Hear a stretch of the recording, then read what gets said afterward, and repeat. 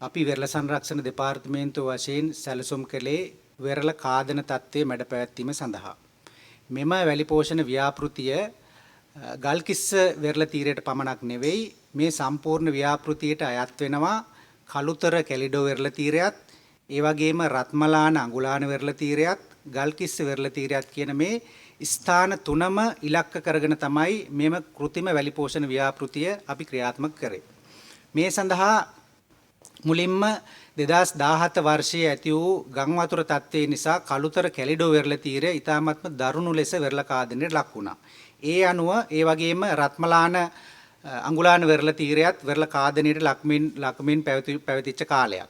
ඒ වගේම ගල්කිස්ස වෙරළ තීරයත් නිරන්තරයෙන්ම වෙරළ කාදනයට ලක් වෙනවා. අපි නිරන්තරයෙන් ඒ සඳහා දෙපාර්තමේන්තුව වශයෙන් අවශ්‍ය මැදිහත් වීම කරනවා. ඒ නිසා මෙම ස්ථාන තුනම ඉලක්ක කරගෙන තමයි මෙම ව්‍යාපෘතිය සඳහා 2019 මැයි මාසේ 8 වෙනිදා අමාත්‍ය මණ්ඩලයෙන් මේ සඳහා අනුමැතිය ලැබුණා ව්‍යාපෘතිය කරගෙන යාම සඳහා.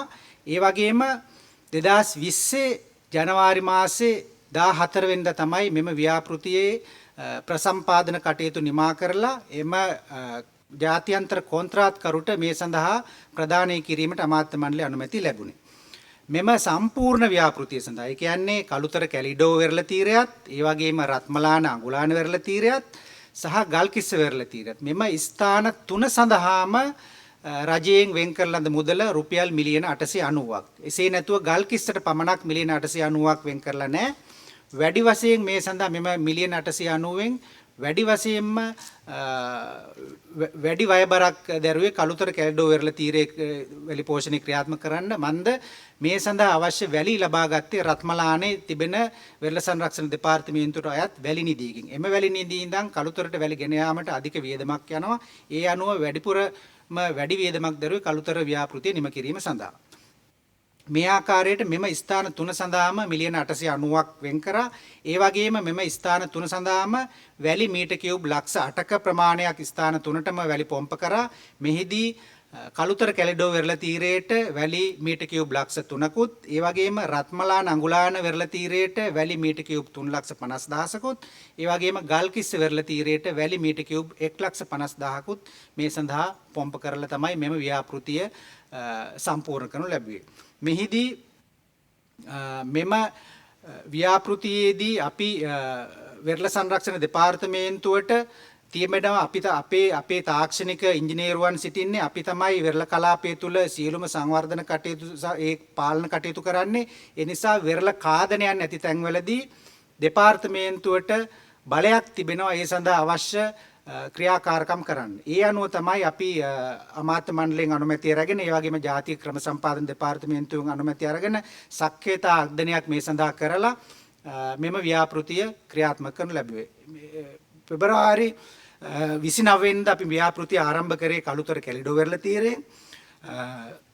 ගල්කිස්ස වෙරළ තීරයෙන් අපි ව්‍යාපෘතිය අවසන් කරා අප්‍රේල් මාසේ 22 වෙනිදා. සමහරුන්ට ගැටලුවක් ආවා ඇයි ඇඳිරි නීතිය කාලය තුලත් මේක ක්‍රියාත්මක කරේ කියලා. අපිට ව්‍යාපෘතිය නිම කරන්නට අපි විදේශීය සමාගමට දීලා තිබුණු කාලය මාස 3යි. එම මාස 3ක් කාලය තුලදී ව්‍යාපෘතිය නිම කරන්නට ඕනේ. ඒ වගේම අපේ දැනුම් දීමකින් ව්‍යාපෘතිය නැවැත්තුවොත් එහෙම විදේශීය සමාගමට එක පැයකට රුපියල් ලක්ෂ 2 ගානේ අපි ගෙවන්නට ඕනේ. මේ ව්‍යාපෘතිය පැය 24 පුරාම ක්‍රියාත්මක වන ව්‍යාපෘතියක්. ඒ නිසා තමයි ඇඳිරි නීති කාලෙත් ව්‍යාපෘතිය නවත්තන්නේ නැතුව ක්‍රියාත්මක කරේ. මෙහිදී ඒ ඇඳිරි නීති කාල සීමාව තුළදී අදාළ අනුමැතීන් සියල්ලම රැගෙන තමයි ව්‍යාපෘතිය ක්‍රියාත්මක කරේ. ඒ අනුව තමයි ඇඳිරි නීති කාලය තුළදීත් යම් සමහරු ප්‍රශ්න කරලා තිබ්බා වුණත් අපිට ව්‍යාපෘතිය නිම කිරීම සඳහා ක්‍රියාත්මක වෙන්නට සිදු වුණේ. ඒ අනුව තමයි අපි ව්‍යාපෘතිය අප්‍රේල් මාසේ 22 වෙනිදා නිම කරේ. මෙහිදී වෙරළ කාදන තත්ත්වයක් ඇති වෙලා තියෙනවා කියලා සමාජ මාධ්‍ය ජාල මගින් සහ වෙනත් මාධ්‍ය මගින් විශාල ප්‍රචාරයක් ගෙනියනවා. නමුත් ඒක ඇත්ත තත්ත්වේ නෙවෙයි. එතනදී වෙරළේ තාක්ෂණික කටයුතු සම්බන්ධයෙන් මම ආරාධනය කරනවා මගේ ප්‍රධාන ඉංජිනේරු වෙරළ සංවර්ධන නිර්මාණ හා පර්යේෂණ ලිලානේ රුහුණුගේ මහත්මියට ඒ සම්බන්ධයෙන් අවශ්‍ය පැහැදිලි කිරීම කරන්නට කියලා. වෙරළ තීරයන් 3ක් තියෙනවා. තුනම තමයි කළුතර කැලිඩෝ වෙරළ තීරය, අනිතික අඟුලාන වෙරළ තීරය සහ ගල්කිස්ස වෙරළ තීරය. මේ වෙරළ තීරයන් තුනෙන් ගල්කිස්ස සහ අඟුලාන වෙරළ තීරයන් වල වෙරළ කාදනය දැන් අවුරුදු 10ක විතර කාලයක් තිස්සේ මීටර් 2ක 3ක වගේ ඉරෝෂන් එකක් වෙරළ කාදනයක් වාර්තා වෙලා තියෙනවා. ඒක මේ පහුගිය අවුරුදු කිහිපය තුළ ඉතා වැඩි තත්ත්වයක් ඇති වුණා. ඒ වගේම ගෙවල් ඒ අවට තියෙන දීවර ජනතාවගේ නිවාස කීපයක් පහුගිය කාලය තුලම වාර්තා වුණා මුහුදට ගහගෙන ගියා කියන එක. ඉතින් මේ මේකත් එක්ක තමයි මේ ස්ථාන දෙක තෝරගත්තේ. ඊට අමතරව කළුතර වෙරළ තීරය එතන ගම් වතුර පාලනයේට තිබුණ ස්වභාවික වැලි වැටිය ඉවත් කිරීම හේතුවෙන් ඇති වුණ කාදනය එතන. එතකොට මෙතන වෙරළ කාදනයේදී බටහිර වෙරළ තීරයේ ඇත්තටම වැලි ප්‍රවාහයේ තියෙන උතුරු දෙසට. ඉතින් අපි ඒක නිසා අඟුලාන සහ ගල්කිස්ස වෙරළ තීරයන් දෙකම වැලි පෝෂණය කිරීමට සෑන්ඩ් එන්ජින් මෙතඩ් එක, ඒ කියන්නේ යාන්ත්‍රික වැලි පෝෂණ ක්‍රමය කියන එක අපි යොදාගත්තා. ඒ කියන්නේ එක ප්‍රදේශයකට විතරක් ඒ වෙරළ තීරයට අවශ්‍ය වැලි ප්‍රමාණය ඒක ප්‍රදේශයකට විතරක් වැලි ගොඩ ගහලා ඒක ක්‍රමයෙන් ඒ වෙරළ කාදනය වෙන ප්‍රදේශයට යන ආකාරයට තමයි අපි ඒක නිර්මාණය කරේ. එතකොට රත්මලාන ප්‍රදේශයේ දැන් අඟුලානට අපි වැලි ගැහුවේ රත්මලාන වේදිකාන්ද සහ රත්මලාන ප්‍රදේශයේ තමයි වෙරළ කාදනය තිබුණේ. එතකොට ඊට දකුණු දෙසින් රත්මලාන ස්ටේෂන් එකත් අඟුලාන පොලිස් ස්ටේෂන් එකත් අතර ප්‍රදේශයේ තමයි අපි වැලි පෝෂණය කරේ. ඒකට දැන් වෙනකොට ඒ වැලි උතුරු දෙසට ගිහිල්ලා එතන කාදන තත්ත්වය අඩු වෙලා තියෙනවා. ඒකම වෙරළ තීරය නිර්මාණය වීමකුත් අපිට දක්නට ලැබෙනවා දැන් වෙනකොට. ඒ වගේම ගල්කිස්ස වෙරළ තීරය ගත්තොත් එතනත් අපි ගල්කිස්ස හෝටලය ගාව ඉඳගෙන එතන මීටර් 600ක විතර උතුරු දෙසට තමයි අපි වැලි පෝෂණය කරේ. සහ මුහුද දෙසට 2 මීටර් ඩෙප්ත් එක වෙනකන් වගේ තමයි ඒ කොන්ටුව එක තමයි අපි ෆලෝ කරේ. ඒ කවාකාර ප්‍රදේශයේ තමයි අපි වැලි පෝෂණය කරේ. ඒකත් අපි උතුරු දිශාවේ ඒ වෙරළ කාදනය තියෙන්නේ කෝස්ට් ගාඩ් පොයින්ට් එක. එතකොට ඒ වගේම දෙහිවල ස්ටේෂන් එක ඒ වෙරළ තීරේ. එතකොට අපි එතනට වැලි ගෙරුවේ ක්‍රමයෙන් ඒ වැලි ටික මේ පැත්තට ගමන් කරන්න කියන. අපි මේ වෙනකොට දකිනවා ඒ කෝස්ට් ගාඩ් පොයින්ට් එක සහ අපි ඔබ්සර්ව් කරනවා. ඇත්තටම අපි ඒක බලනවා නිරන්තරයෙන්ම අධීක්ෂණයේ යෙදෙනවා සහ දිහිවල ස්ටේෂන් එක පිටිපස්සේ දැන් වෙනකොට වෙරළ නිර්මාණය වෙලා තියෙනවා. ඒක ඊටාම පැහැදිලිව පේන තියෙනවා ඉරෝෂන් කට් එක සහ එතකොට කොච්චර වැඩි ප්‍රමාණයක් නිර්මාණය වෙලා තියෙනවද කියන එක. මම කැමතියි ඒකට එකතු කරන්න වෙරළේ තියෙන ස්වභාවික තත්ත්වය මොකක්ද කියන එක. ඇත්තටම වෙරළ කියලා කියන්නේ ගතික සමතුලිතතාවයේ පවතින ස්වභාවික වෙරළ පද්ධතියක්.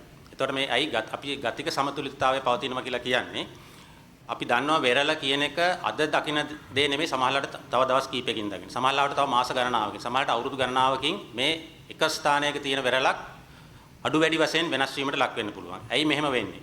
ශ්‍රී ලංකාවට දියවැල් තියෙනවා, මුහුදු රළ තියෙනවා. මෙන්න මේවායේ බලපෑම හේතුවෙන් ඕනෑම වෙරළක තියෙන්නේ ගතික සමතුලිතව පවතින වෙරළක්.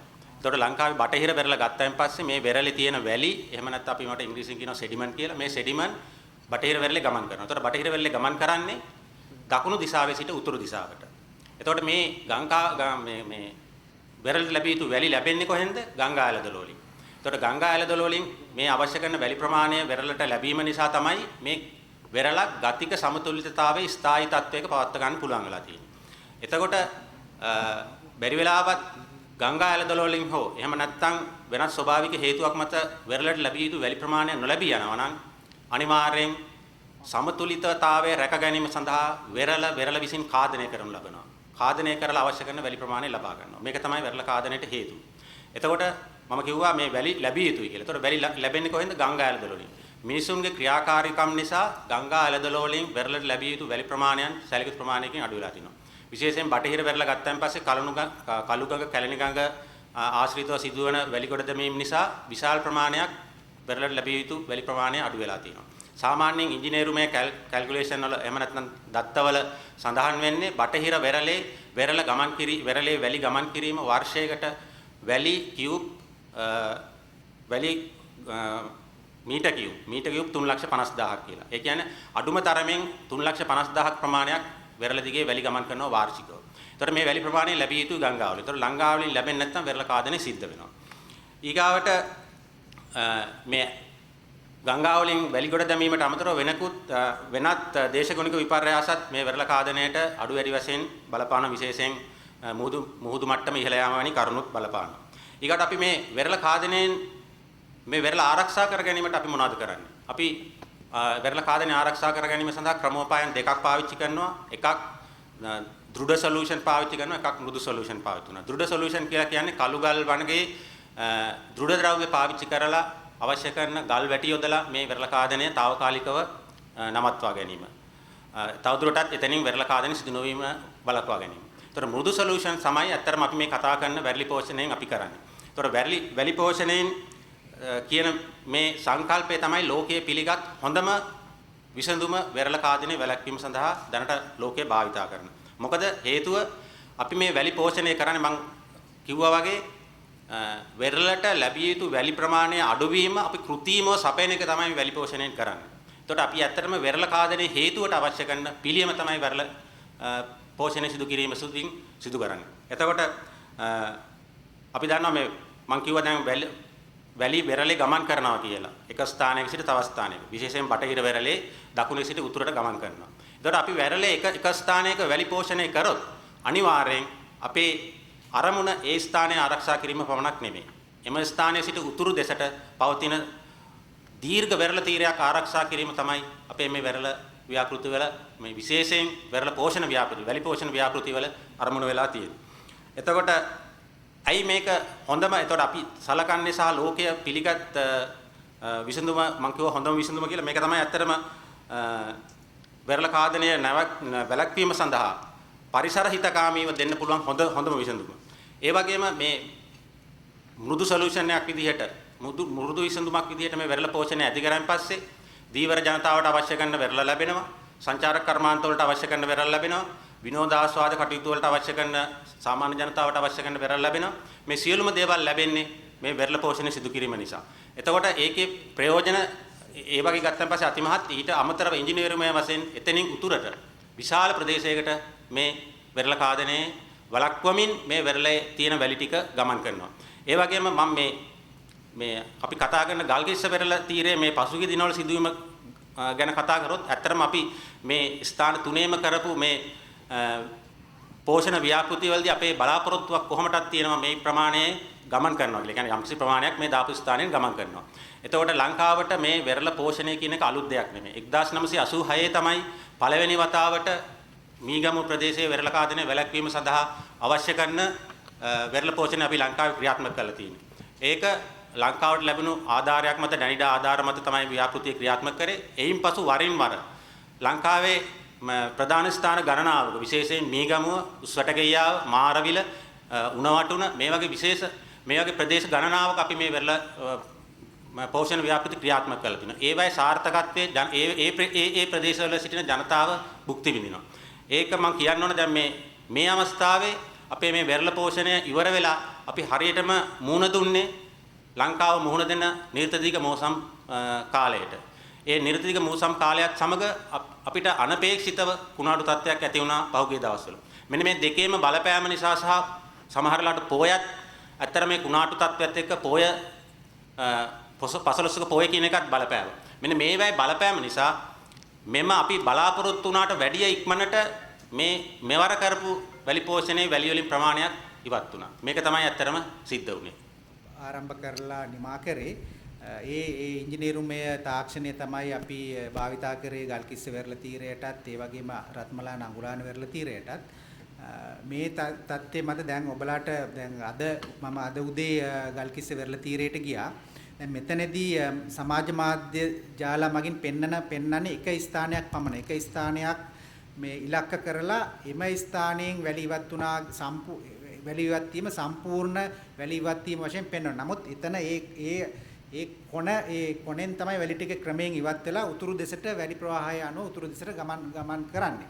ඉතින් මේක මේ මුළු වැලි ටිකම මොහොතට ගියා මිලියන 890ක් මේ අපතේ ගියා කියන එක ඒක සම්පූර්ණ වැරදි තොරතුරක්. ඇත්ත වශයෙන්ම දල වශයෙන් ගල්කිස්ස වෙරළ තීරයට රුපියල් මිලියන 110ක් පමණ වගේ මුදලක් තමයි එතෙන්ට වැය වුණේ.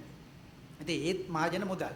නමුත් මේ මුදල් අපතේ ගියා කියලා අපි කොහොමඩත්ම කියන්නේ ඒ වැලි ප්‍රමාණය අර කිව්වා වගේ උතුරු පැත්තට වෙන්න වෙරළ තීරය පෝෂණය කිරීමෙන් ඒ පැත්තේ වෙරළ සුරක්ෂිත වෙනවා. ඒ වගේම ගල්කිස්ස එතන රේල් පාර අයිනේ ඔබලාට දකින්නට පුළුවන්. අපේ දෙපාර්තමේන්තුව මගින් ගල්වැටි යොදලා තියෙනවා එතෙන්ට. ඒ වගේම එතන තියෙන ආපන ශාලාවලට පහුගිය කාලේ පුරාම අපේ දෙපාර්තමේන්තුව මගින් අවශ්‍ය తాවකාලික විසඳුම් ලබා දුන්නා. මේ සියල්ලම ආරක්ෂා කිරීම සඳහා තමයි මේ වැඩි පෝෂණ ව්‍යාපෘතිය ක්‍රියාත්මක කරනු ලැබුවේ. මොකද දැන් මේ තියෙන ක්‍රමවේදයත් එක්ක මේ විද්‍යුත් කාදනය වෙලා තියෙනවනේ. කොටසක් ගිහිලා තියෙනවා. අපිට මිලියන 890යි වෙන් වුණේ. එතකොට අපිට ඇත්තටම පුළුවන් නම් අපි වැලි මීටර් කියුබ් 1,50,000යි මෙම ස්ථානයට අපි පොම්ප කරේ. ඉතින් අපිත් කැමති මෙතෙන්ට වැලි කියුබ් ලක්ෂ 3ක් විතර පොම්ප කරලා මුළු තව දුරටත් ඉදිරියට සහ මේට වැඩි පළල් විදියට වෙරළ තීරය නිර්මාණය කරනවා. නමුත් ඔබ දන්නවා අපිට අපේ රටේ තියෙන මුදල් තත්ත්වයේ මත අපිට වැලි පෝෂණ කෘති දිගටම කිරීමට එහෙම හැකියාවක් නැහැ. ඒ අනුව තමයි අපි එතන අඩු කරලා එතන ඉඳන් ඒ අතරතුර වෙරළ තීරය වෙරළ කාදනයෙන් වළක්වා ගැනීම තමයි මේකේ අරමුණ උනේ. ඒතර මේ විද්‍යුත් වැලි දැන් දාපු මාසයක් වගේ කාලයක් ඇතුළත දැන් කාදනය වෙලා තියෙනවනේ යම්කිසි ජනතා මුදල් විනාශ වීමක් සිද්ධ වුණා. නෑ ජනතා මුදල් විනාශ වීමක් නෙවෙයි. එතන අපි ඒක තමයි කියන්නේ. එතන වැලි වැලි ප්‍රවාහය අනුව එතන තියෙන වැලි ටික උතුරු දෙසට ගමන් කරනවා. ඒ වැලි මුහුදට ගසාගෙන ගිහිල්ලා නෙවෙයි. ඒ අනුව තමයි අපි කියන්නේ එතනින් උතුරු පැත්තට වෙන්න තියෙන වෙරළ තීරය නිර්මාණය වෙමින් පවතිනවා දැන්. මොකද මේ වැලි ටික තමයි ක්‍රමක්‍රමයෙන් අපිට ඕන උනේ කිලෝමීටර් දෙක අපිට අර මුදල් තත්ත්වයේ තියෙන අපිට තියෙන මදිපාඩු නිසා අපිට වැඩි වැලි ප්‍රමාණයක් මෙතෙන්ට යෙදීමට හැකියාවක් නැහැ. නමුත් මේ යොදන වැලි ප්‍රමාණයෙන් උපරිම ප්‍රයෝජනය ගන්න තමයි ඒ ව්‍යාපෘතිය සකස් කරන්නේ. කාලීනව ඔකේ බලපෑමක් එනවනේ. එතන ඒ උතුරු පැත්තට සියලුම වැලි ටික ගමන් කරන්නේ නැහැ. අපි නිර්මාණය කරන්න අපේක්ෂා වෙන්නේ ඒ ගල්කිස්ස වෙරළ එතන ඒ රේල් පාර අයිනේ සිටත් උතුරු දෙසටම එතනත් මීටර් 15ක පමණ පළලෙන් යුක්ත වෙරළ තීරයක් නිර්මාණය වෙන ආකාරයටම තමයි මේ එතන වැලි පෝෂණය ක්‍රියාත්මක කරලා තිබෙන්නේ. එතනින් අපි සම්පූර්ණ වැලි ටික මේ අයින් කිරීමේ ඉවත් වීමේ බලාපොරොත්තු ඒක ස්වාභාවිකවම අර විදියට යන විදියට තමයි සකස් කරලා තිබෙන්නේ. දැන් අධ්‍යක්ෂක ජනරාල්තුමනි ලෝකයේ තියෙන සාර්ථකම ක්‍රමවේදය මේකද? ඔව්. මේක ලෝකේ අපිට මේ ලංකාවට මේක අලුත් දෙයක්ද? ලෝකේ වෙනත් මොන රටවල් වලද මේක භාවිතා කරන්නේ මේ ක්‍රමවේදය? නෑ මේක ලංකාවටත් මේක අලුත් දෙයක් නෙමෙයි. අපේ ප්‍රධාන ඉංජිනේරුතුමා ප්‍රකාශ කර පරිදි 1986 අපි මීගමුවෙන් මීගමුවේ කෘත්‍රිම වැලි පෝෂණ ව්‍යාපෘතියක් කරලා තියෙනවා. ඒ වගේම මාර්විල ප්‍රදේශයේ කෘත්‍රිම වැලි පෝෂණ ව්‍යාපෘතියක් කරලා තියෙනවා. උස්සට කේව ප්‍රදේශයේ කෘත්‍රිම වැලි පෝෂණ ව්‍යාපෘති කරලා තියෙනවා. දැන් මීගමු වෙරළ තීරයේ ඔයාලට බලන්න පුළුවන් ඒ අපි දෙපාර්තමේන්තුව මගින් කරන ලද වැලි පෝෂණ ව්‍යාපෘතිය නිසා තමයි මීගමු වෙරළ තීරය ඉතාමත්ම පුළුල්ව සුන්දරව ආරක්ෂා වෙලා තියෙන්නේ. ඒ වගේම 2014 වර්ෂයේදී අපි උණවටුන් ප්‍රදේශයට මේ ආකාරයටම කෘත්‍රිම වැලි පෝෂණ ව්‍යාපෘතියක් කරා. ඒකත් ඉතාමත්ම සුරක්ෂිතව තිබෙනා මුල් කාලේදී ඒකටත් යම් චෝදනා ආවා මේ වැලි ගසාගෙන යනවා මේ වැලි පාගන්නට බෑ ඒ වගේ යම් නමුත් දැන් අද ඒක ස්ථාවරව පවතින. ඒ නිසා මේක ලංකාවට අලුත් දෙයක්ුත් නෙවෙයි ලෝකයේ දැනට පිළිගත්ත හොඳම විසඳුම තමයි මේ කෘත්‍රිම වැලි පෝෂණ ව්‍යාපෘතිය. නමුත් අපි ලංකාව දෙවෙයිනක්. අපි වෙරළ කාදන තත්ත්වයන්ට නිරන්තරයෙන් මුහුණ දෙනවා. ඉතින් අපිට මේ කෘත්‍රිම වැලි පෝෂණ ව්‍යාපෘති නිරන්තරයෙන් අපිට කරන්න හැකියාව තියෙනවා නම් අපි ඒකට අනිවාර්යයෙන්ම අපි කරනවා. මොකද පාරිසරික වශයෙන් උත් ඉතාමත්ම සුබදායි විසඳුමක් තමයි මේ කෘත්‍රිම වැලි පෝෂණ ව්‍යාපෘතිය කියන්නේ. දැන් ජනතාවට හිතෙන්න පුළුවන් මේ මිලියන 890න් භාගයක් ඉන්දියන් සාගරයට හේදිලා ගියා කියලා. මීට වඩා මේ මුදල භාවිතා කළා මීට වඩා කරන්න පුළුවන් සාර්ථක ක්‍රමවේදයක් අපි වගේ රටකට නැද්ද? විශේෂයෙන්ම මේ වගේ දුප්පත් රටකට. අතන මම කලින් පැහැදිලි කරා වගේ වෙරළ කෘත්‍රිම වැලි පෝෂණය කියන එක තමයි වෙරළ කාදනයේ හේතුවට දෙන විසඳුම. ඒතර වෙරළ කාදනයේට හේතුව තමයි වෙරළට ලැබිය යුතු වැලි ප්‍රමාණය නොලැබී යාම. ඒතර මම පැහැදිලි කරා වෙරළ කාදනයේ වැළැක්වීම සඳහා ක්‍රමෝපායන් දෙකක් පාවිච්චි කරනවා මෘදු විසඳුම් සහ දෘಢ විසඳුම් කියලා. එතකොට අපි හුඟක් වෙලාවට ලංකාව තියෙන ආර්ථික තත්ත්වයත් එක්ක අපි දෘಢ විසඳුම් වලට යෑමට තියෙන ප්‍රවණතාවය වැඩි ඇත්තටම. මොකද ඔබතුමා කියනවා වගේ වෙරළ මේ හේතුවට දෙන විසඳුම හොඳම විසඳුම වුණත් ඒකට සාමාන්‍ය පිරිවැය අධිකව වැය වෙන නිසා අපි හුඟක් වෙලාවට දෘಢ විසඳුම් වලට යනවා. ඒතකොට ලංකාවේ බැලුවොත් එහෙම ඔබතුමාලා දැන් ගාලුපාර දිගේ ගියොත් ගාලුපාර ආයන දිගේම අපේ රිවර්ට්මන්ට් කියන ඒ දෘಢ ව්‍යුහය අපි පාවිච්චි කරලා තියෙනවා. ඒ වගේ තනින් තනට අවශ්‍ය කරන විදිහට අවශ්‍ය කරන දෘঢ় ව්‍යුහයන් ඉංජිනේරුමය ඩිසිෂන්ස් අනුව තීරණ අනුව අපි මේ ඩිසයින් කරනවා. ඒ වගේම වරින් වර කාලානුරූපව මේ වෙරළේ පැවැත්ම සඳහා අවශ්‍ය කරන වැලි පෝෂණ ව්‍යාපෘතීන් අපි ක්‍රියාත්මක කරනවා. කලින් කිව්වා වගේ මේ වැලි පෝෂණ ව්‍යාපෘතීන් තුලින් එම ස්ථානයට පමණක්ම නෙමෙයි. බොහොම තදින් කියන්නේ එම ස්ථානයට පමණක් නෙමෙයි බටහිර වෙරළේ එම ස්ථානයේ සිට උතුරු දක්වා එම කරන අපි වැලි පෝෂණයක් සිදු කරන ස්ථානයේ සිට උතුරු අපිට කිව නොහැකි සීමාවක් දක්වා මේ වැලි ගමන් කරනවා. එතකොට ඒ ගමන් කිරීම තුලින් එම ඒ ව්‍යාපෘතිය ක්‍රියාත්මක කරන ස්ථානයේ සිට උතුරු දෙසට තියෙන වෙරළ කාදනය වළක්වගෙන තමයි මේ වැලි ගමන් කරන්නේ. ඒක තමයි අපි මේක ලබා දිය යුතු හොඳම විසඳුම කියලා ඉවරලා අපි මේ හඳුන්වන්නේ. දැන් ඔබතුමාලා සඳහන් කරා මේ නිර්තදික මෝසම නිසා අපි බලාපොරොත්තු වුණාට වඩා ඉක්මනින් මේ සේදියා මේ කාරණාව සිදු වුණා කියලා. එතකොට මේ ව්‍යාපෘතිය සාර්ථකයිද අසාර්ථක වෙලාද? මේ ව්‍යාපෘතිය සාර්ථක ව්‍යාපෘතියක්. මොකද දැන් කෙනෙක් කියනවා නම් වෙරළ ගල්කිස්ස ස්ථානයේ සිට බලද්දී කෙනෙකුට පේන්න පුළුවන් මුල අවස්ථාවේ තිබුණට ප්‍රමාණයට වඩා වැලි ප්‍රමාණයක් අඩු වෙලා තියෙනවා. නමුත් ඒ වැලි ප්‍රමාණය තව එයාටම ගිහිල්ලා බලන්න පුළුවන් නම් එතනින් උතුරේ ගිහිල්ලා කලින් තිබුණ තත්ත්වය අද තියෙන තත්ත්වයයි මොකක්ද කියලා එතකොට ඔහුට අඳුර ගන්න පුළුවන් ඒ වැලි වල ගමන් කරලා දැන් දැනටම මේ උතුර තියෙන ස්ථානවල වැලි කාදනය මේ බෙරළ කාදනය බලක්වලා තියෙනවා. ඒ වගේම අධ්‍යක්ෂ ජනරාල්තුමනි මෙම ව්‍යාපෘතියට දේශීය කොන්ත්‍රාත්කරුවන් සම්බන්ධ වෙලා තියෙනවද? තිබෙනවා නම් මේ කොන්ත්‍රාත්කරුවන් කවුද? මෙම ව්‍යාපෘතිය සඳහා අපි ඇත්ත වශයෙන්ම කියන්න ඕනේ ලංකාවට මෙම තාක්ෂණේ නැහැ. අපි විශේෂයෙන්ම අන්තර්ජාතිකව තමයි මිල ගණන් කැඳෙව්වේ. මේ සඳහා තානාපති කාර්යාල හරහා සහ පුවත්පත් දැන්වීම් මගින් අපි දැන්වීම් පළ කරලා විදේශීය සමාගම් මගින් තමයි මිල ගණන් කැඳෙව්වේ. ඒ වගේම පසුගිය කාලය පුරාවටමත් විදේශීය සමාගම් මගින් තමයි මෙම ව්‍යාපෘති ක්‍රියාත්මක කරනු ලැබුවේ. ඉතින් මෙම යන්ත්‍රයේ සාමාන්‍යයෙන් වටිනාකම බිලියන 4ක් පමණ වෙනවා මේ වැලි ගන්න යන්ත්‍රයේ වටිනාකම. ඉතින් මෙවැනි යන්ත්‍රයක් මිලදී ගන්න අරගෙන අවුරුද්දකට සැරයක් දෙපාරක් වැලි පෝෂණ ව්‍යාපෘතියක් කරන එක ඇත්ත වශයෙන්ම ලංකාව වගේ රටකට දරා ගැනීමට අමාරුයි. ඒ නිසා මෙම තාක්ෂණය අපිට නැහැ. මෙම තාක්ෂණය අපි විදේශීයව තමයි ලබා ගැනීමට කටයුතු කරන්නේ. ඒ කියන්නේ දේශීය කොන්ත්‍රාත්කරුවන් සම්බන්ධ වෙලා නැහැ.